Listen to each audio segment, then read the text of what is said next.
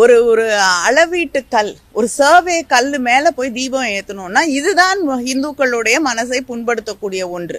ஆங்கிலேயர்கள் காலத்திலே ஒரு நிலத்தை அளப்பதற்கு வைக்கப்பட்டிருக்கக்கூடிய கல் மேல போய் தீபத்தை ஏற்ற வேண்டும்.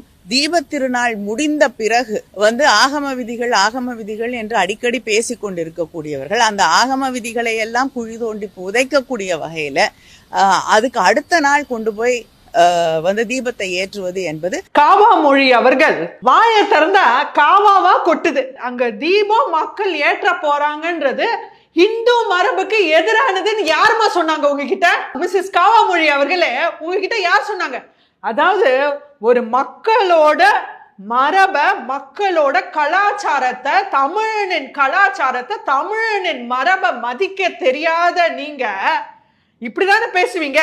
இதே கட்சியினர் சேர்ந்த ஆர் ராசா அவர்கள் தானே 6 அடி சேலை கூட, ஒத்த சேலை 6 அடி சேலை கூட தமிழ்நாட்டுல இருக்க கூடாதுன்னு சேலஞ்ச் பண்ணவர் தானே அவரு. 100 வருஷம் பழமை வாய்ந்த பல கோவில்களை இடிச்சிருக்கேன்னு பப்ளிக்கா மைக்க பிடிச்சு கூவின டிஆர் பாலு அவர்கள் இருந்த கட்சி தானே நீங்க.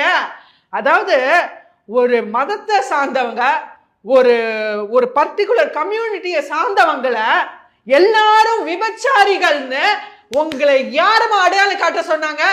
அடுத்த வாட்டி நீங்க எம்பி பதவிக்காக எம்பி எலெக்ஷன்ல உங்க தூத்துக்குடி தொகுதியில நிற்கும் போது தில் இருந்தா இது சர்வே கல்லெல்லாம் கடவுளா கும்பிடுறவங்க நீங்க தமிழர்கள்னு பேசி பாருங்கம்மா, உங்க நாக்குல நரம்பு இருந்தா.